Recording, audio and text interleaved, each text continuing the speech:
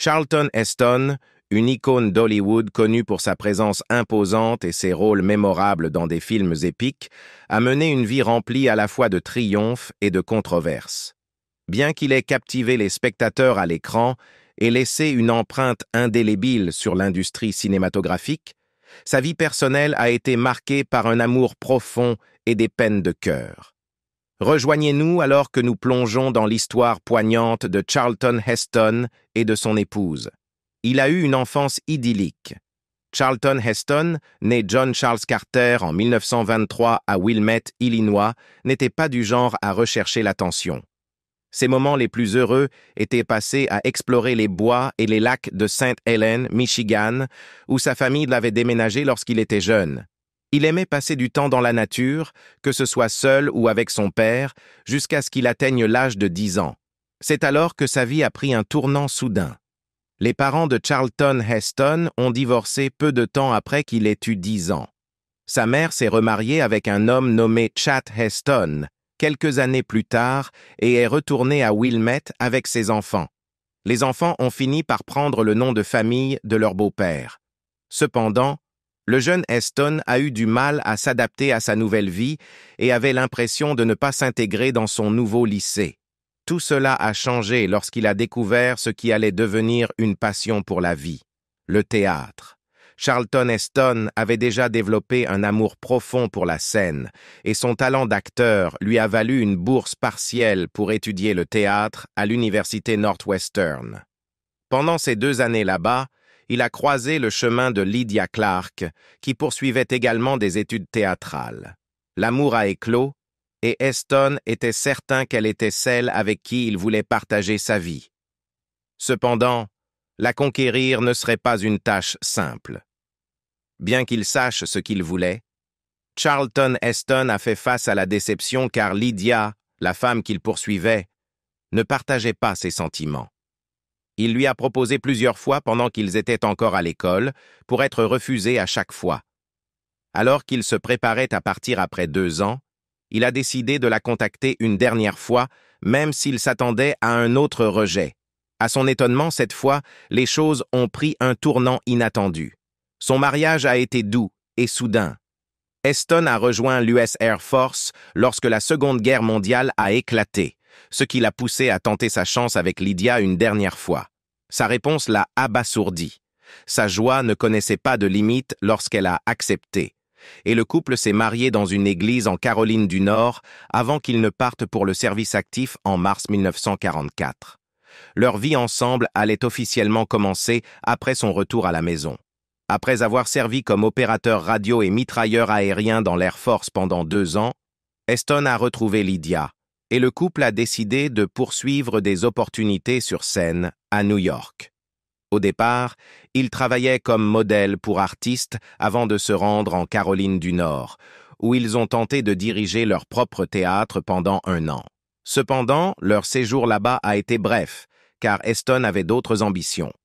La principale ambition de Heston était de trouver du travail à Broadway, et le couple est retourné à New York en 1948, 1 an après leur séjour en Caroline du Nord. Cette fois, cependant, il avait une arme secrète.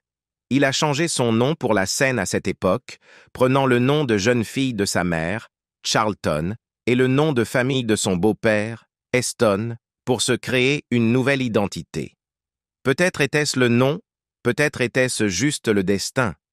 En tout cas, Broadway l'a accepté à bras ouverts cette fois-ci.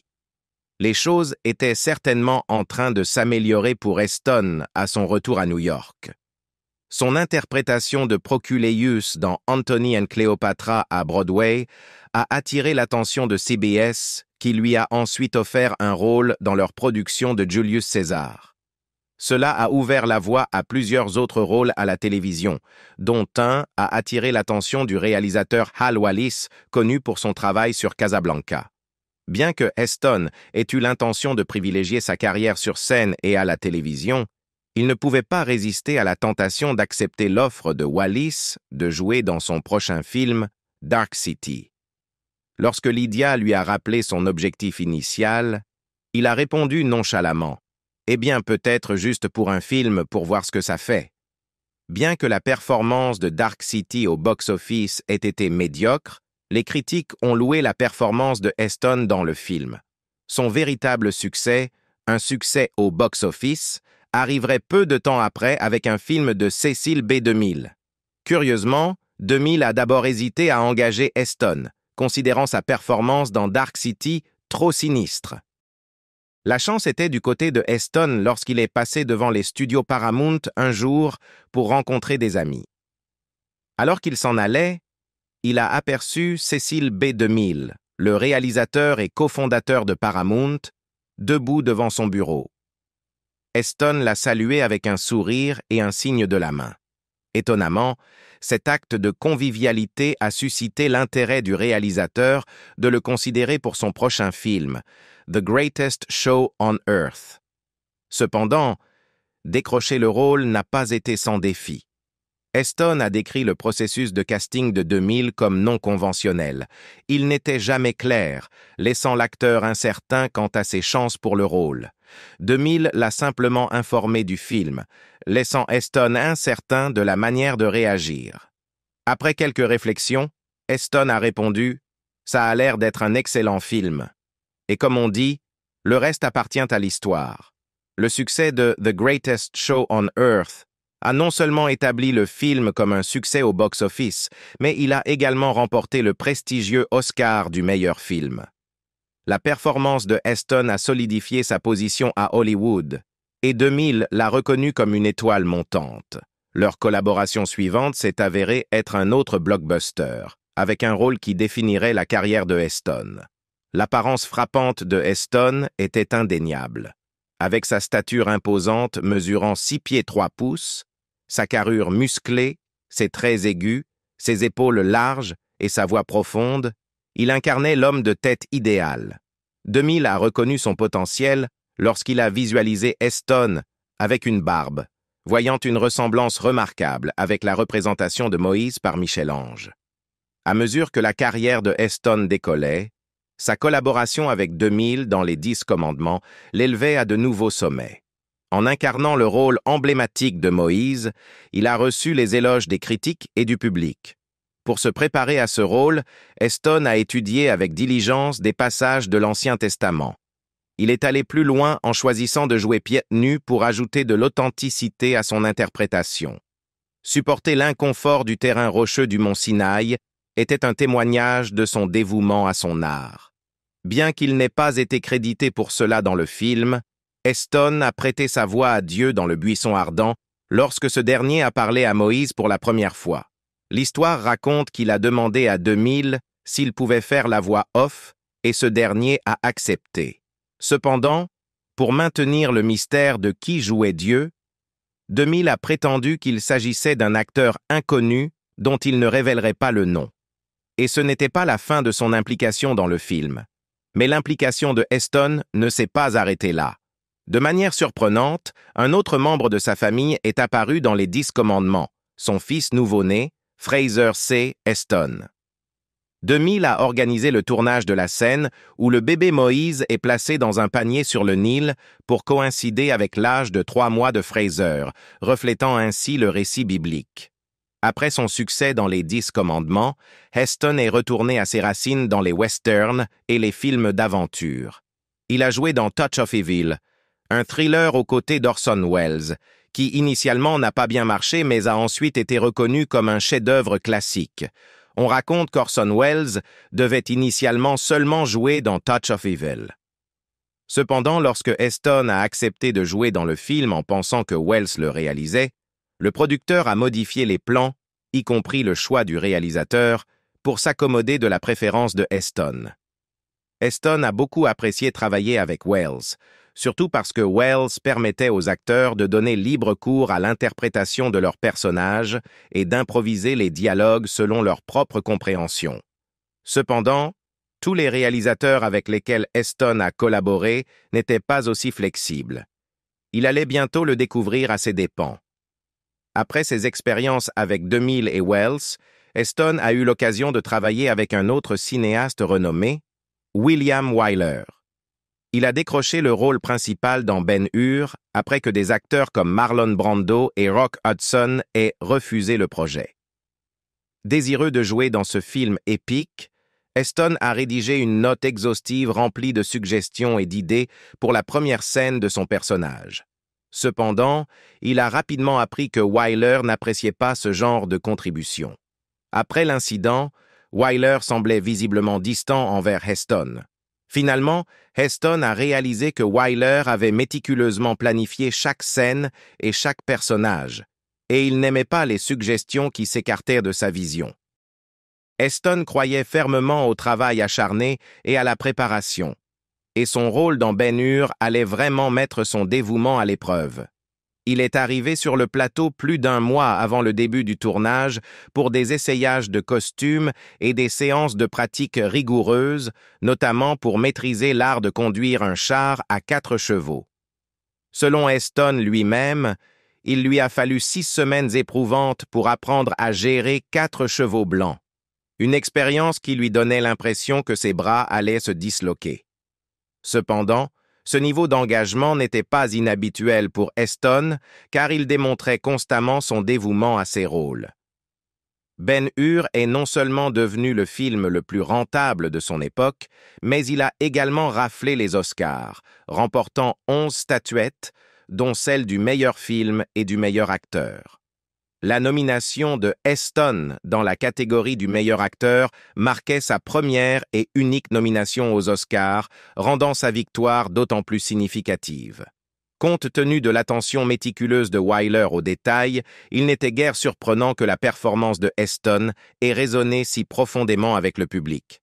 Bien que Heston soit connu pour son éthique de travail inflexible, c'est William Wyler, le réalisateur de Ben-Hur, qui a égalé son dévouement sur le plateau. Heston a raconté un incident où il devait tourner une scène apparemment simple de Judah Ben-Hur traversant une pièce. Malgré de nombreuses prises, Wyler restait insatisfait, ce qui a poussé Heston à lui demander ce qu'il attendait. Ce qui a suivi était tout simplement extraordinaire. Wyler a révélé qu'il avait été particulièrement impressionné par l'action de Heston de donner un coup de pied à un pot lors de la première prise, et qu'il était déterminé à capturer à nouveau ce moment spontané. Malgré tous ses efforts pour incarner pleinement son personnage, il y avait un aspect du jeu d'acteur qui posait problème à Heston. Pleurer sur commande. Wyler, le réalisateur, a rapidement découvert cette limitation lorsque Heston a eu du mal à verser des larmes pour une scène. Dans une solution créative, Heston a fini par se couvrir les yeux avec ses mains et simuler des sanglots pour transmettre l'émotion requise. Il y avait un aspect important du personnage de Ben-Hur dont Heston n'était pas conscient, sa relation romantique avec Messala, son ami devenu traître. Bien que ce détail ne soit pas explicitement mentionné ni dans le livre ni dans le film, Gore Vidal, le scénariste chargé de peaufiner le scénario original, interprétait leur relation de cette manière. Vidal a raisonné que la trahison drastique de Ben-Hur par Messala semblait plus motivée par des sentiments personnels que par de simples différences politiques. Pour lui, cela ressemblait à la réaction d'un amant éconduit plutôt qu'à celle d'un adversaire politique. La raison pour laquelle Heston ignorait cette interprétation des personnages reste cependant floue. Il s'avère que Heston avait de fortes réticences à propos de l'homosexualité. Wyler, conscient de cela, a demandé à Vidal de garder son interprétation du sous-texte caché à Heston pour éviter de le contrarier. Par conséquent, seul Boyd, l'acteur incarnant Messala, était au courant de l'interprétation de Vidal, et il a tenté de la transmettre subtilement à travers son jeu.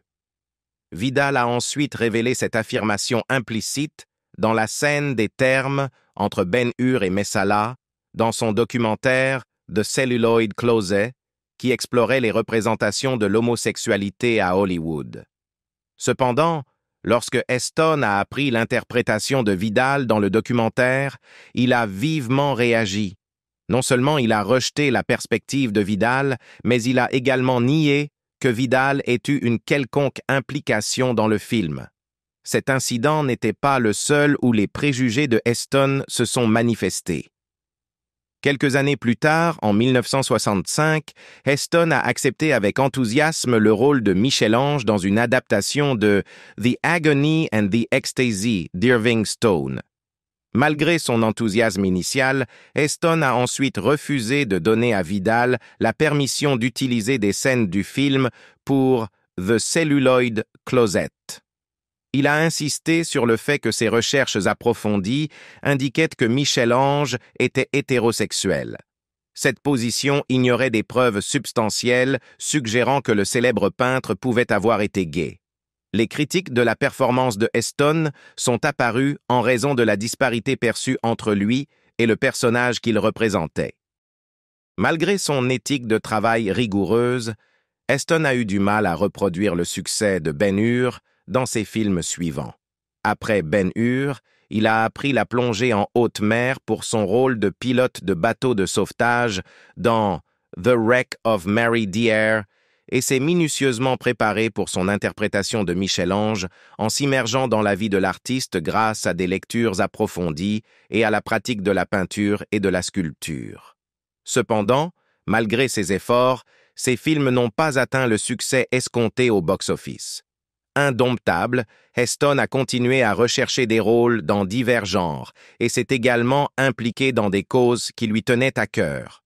Tout au long de sa vie, les affiliations politiques de Heston ont connu plusieurs changements. Pendant sa période la plus réussie, il soutenait fermement le Parti démocrate. Il s'est opposé vocalement à la campagne anticommuniste menée par le sénateur républicain Joe McCarthy et a initialement soutenu le candidat à la présidentielle Adlai Stevenson, qui a échoué avant de soutenir le victorieux John F. Kennedy. Cependant, une autre cause lui tenait particulièrement à cœur. Heston était connu pour son engagement indéfectible envers ses convictions. À une époque où de nombreuses célébrités d'Hollywood restaient silencieuses sur la question, il plaidait avec passion pour les droits civils. Son soutien n'était pas simplement symbolique. Il participait activement aux manifestations et était vocal dans son plaidoyer pour la cause. Heston tenait Martin Luther King Jr. en haute estime, l'accompagnant souvent lors de ses discours ultérieurs et le qualifiant de Moïse du XXe siècle du mouvement des droits civils. Il soutenait également Lyndon B. Johnson, qui a joué un rôle crucial dans l'adoption du Civil Rights Act de 1964 par le Congrès, malgré l'opposition qu'il a rencontrée. Malgré son plaidoyer initial en faveur des droits civiques, Heston a été critiqué plus tard dans sa carrière pour des choix controversés qu'il a faits. Certains critiques ont commencé à remettre en question la sincérité de son activisme précédent, suggérant qu'il aurait pu exagérer son implication dans le mouvement des droits civiques.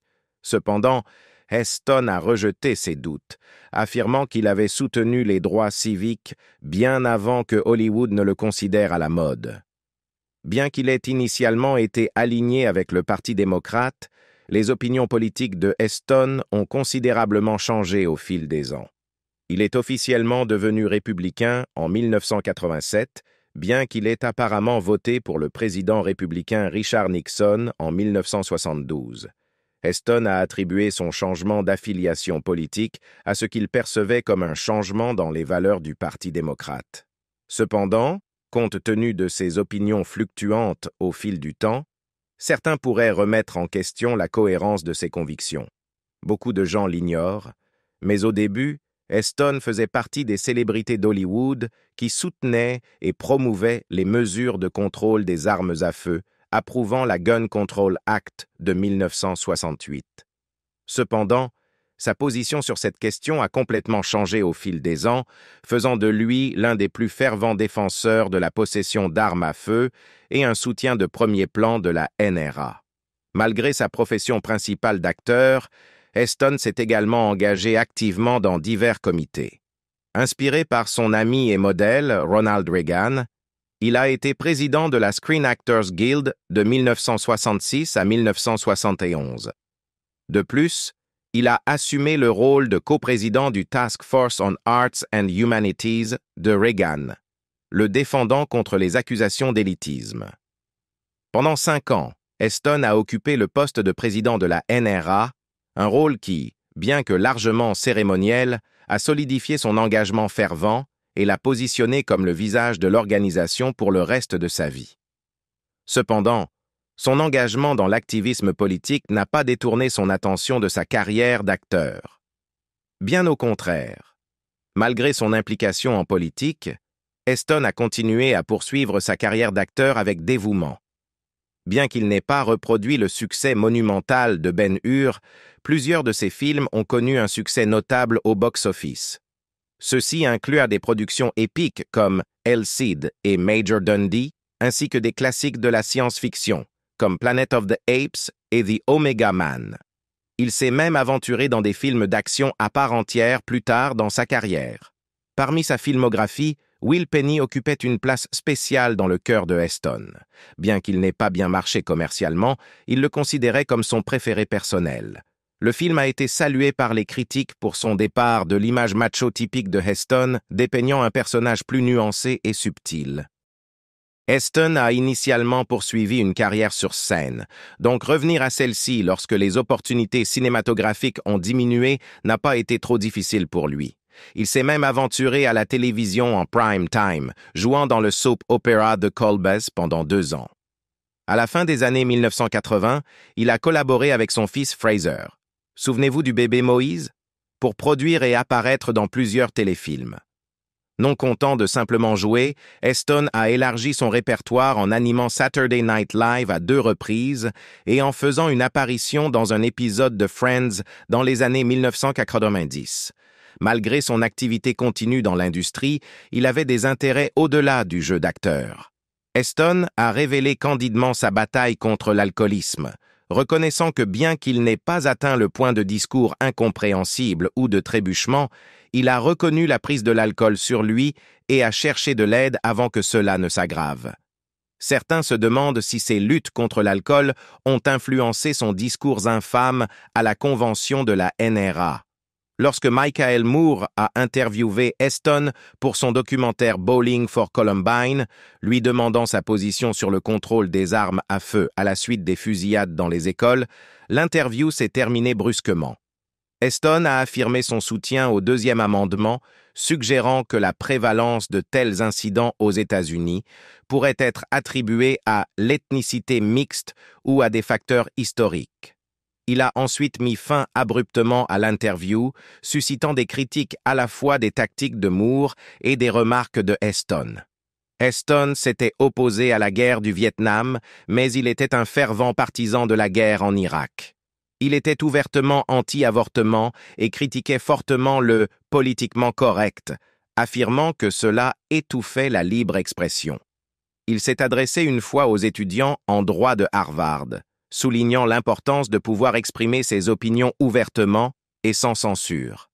La santé de Heston a décliné rapidement après l'annonce de sa maladie d'Alzheimer. Vers la fin, il était confiné à son lit, incapable de bouger selon les témoignages de sa famille et de ses amis. Néanmoins, il a persévéré pendant encore 6 ans avant de succomber à une pneumonie à l'âge de 84 ans en avril 2008. Son épouse et ses enfants sont restés à ses côtés pendant ces derniers moments. Bien que beaucoup n'aient pas été d'accord avec ses croyances et principes, il est indéniable que sa mort a marqué la fin d'une époque. Son décès a suscité le deuil de diverses personnalités, avec des hommages venant de figures telles que George W. Bush, qui l'avait honoré de la médaille présidentielle de la liberté lors de ce qui serait sa dernière apparition publique, ainsi que de Nancy Reagan et de nombreux autres. Plus de 250 personnes ont assisté à ses funérailles, y compris de nombreuses célébrités d'Hollywood. Après sa mort, Heston a reçu de nombreux honneurs posthumes, dont son intronisation au Hall of Great Western Performers du National Cowboy and Western Heritage Museum. De plus, il a été intronisé à titre posthume comme lauréat de l'Académie Lincoln de l'Illinois, la plus haute distinction de l'État, recevant l'ordre de Lincoln. Sa famille a peut-être hérité de sa maison et de ses récompenses. Bien qu'il soit un peu flou de savoir où sont passés tous les actifs financiers de Charlton Heston, nous en connaissons certains. Un actif notable est l'incroyable maison de Charlton Heston. Bien qu'il ait été un acteur prolifique et actif en politique, Heston était également connu pour son intérêt pour l'immobilier. Après avoir terminé Ben-Hur, il a entrepris de construire la maison de ses rêves à Beverly Hills, en Californie. Il a fait appel au service du célèbre architecte William S. Beckett, qui a construit la maison qui allait plus tard être connue sous le nom de la maison que Ben-Hur a construite. Une fois la maison terminée, Heston y a vécu pour le reste de sa vie. Après sa mort, la maison de Heston aurait été léguée à sa famille. Lorsque son épouse Lydia a déménagé, la famille a décidé de mettre en vente le manoir de 10 000 pieds carrés en 2015. Il a finalement été acheté pour 12,2 millions de dollars par le réalisateur français Luc Besson. Outre la maison familiale, certaines des récompenses de Heston sont maintenant avec ses enfants. De son vivant, ses Oscars étaient apparemment gardés sur une table dans son bureau. Après sa mort, le fils de Heston, Fraser, a hérité de l'Oscar de son père pour le meilleur acteur pour Ben-Hur. Et sa fille, Holly, a reçu le prix humanitaire Jean Hersholt de Heston, qu'il avait gagné pour son travail humanitaire avec diverses causes caritatives.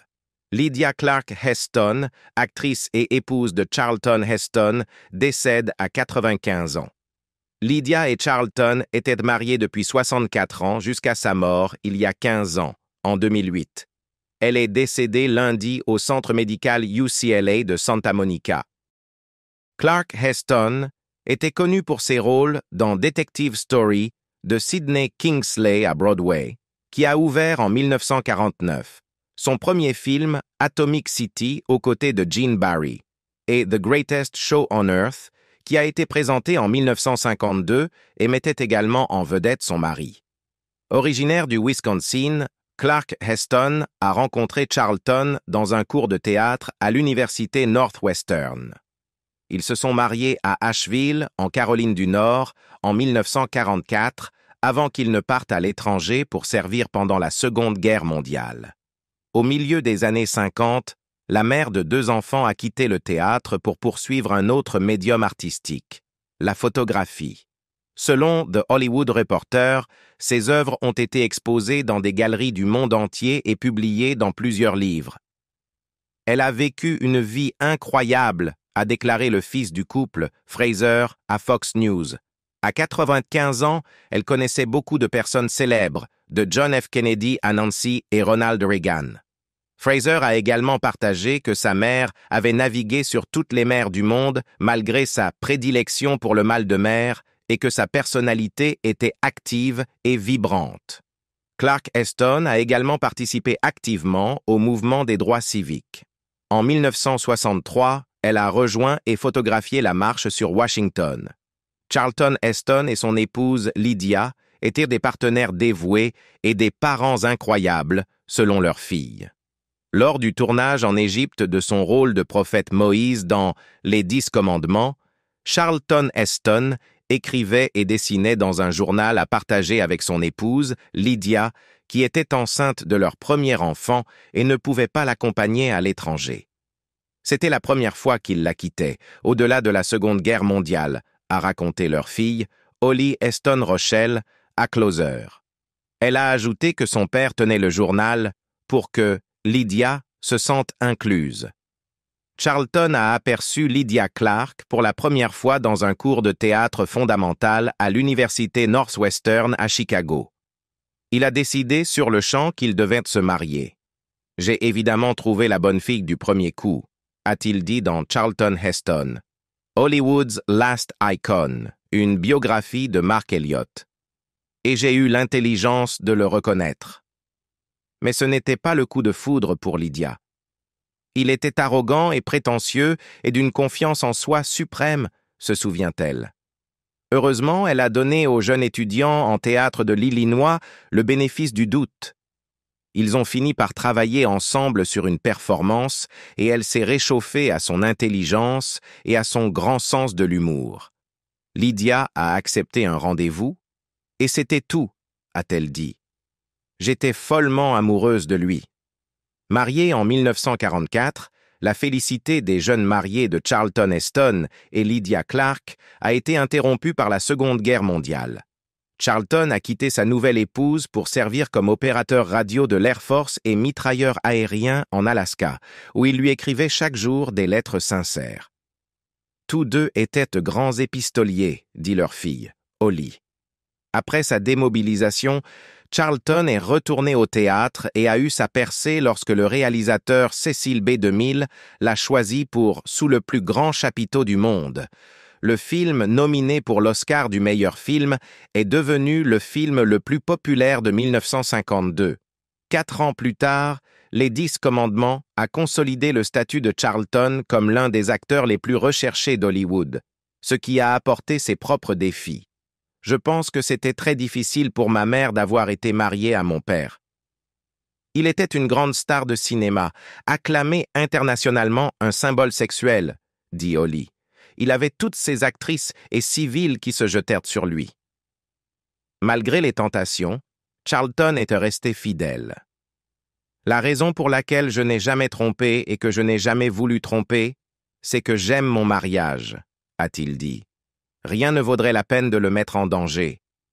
Leurs enfants, Fraser, réalisateur et producteur de films, et Holly, experte en beaux-arts, se souviennent de leur enfance comme idyllique. Ils étaient des parents incroyables, dit Holly, qui se souvient des soirées passées à lire ensemble, regarder des films ou jouer au Monopoly en famille. Ils étaient fiers d'avoir produit 2 enfants qui n'ont pas été envoyés en cure de désintoxication, dit-elle. Le couple a été marié pendant 64 ans jusqu'au décès de Charlton en 2008. Lydia, qui est devenue une photographe acclamée, a finalement rejoint l'Égypte avec la famille. Nous sommes allés jusqu'au sommet de la Grande Pyramide, se souvient Fraser. Maman et papa ont grimpé jusqu'au sommet avec moi. L'histoire d'amour de Charlton Heston et Lydia Clark est un témoignage de l'engagement durable et de la force d'un mariage qui a résisté aux pressions de la célébrité hollywoodienne et aux défis personnels. Leur héritage continue à travers leurs enfants et les innombrables vies qu'ils ont touchées. Quel aspect de la relation entre Charlton et Lydia résonne le plus avec vous? Partagez vos pensées dans les commentaires ci-dessous et n'oubliez pas de liker et de vous abonner pour plus de contenu sur les vies et les héritages de figures emblématiques comme Charlton Heston et son épouse. Merci d'avoir regardé et à la prochaine.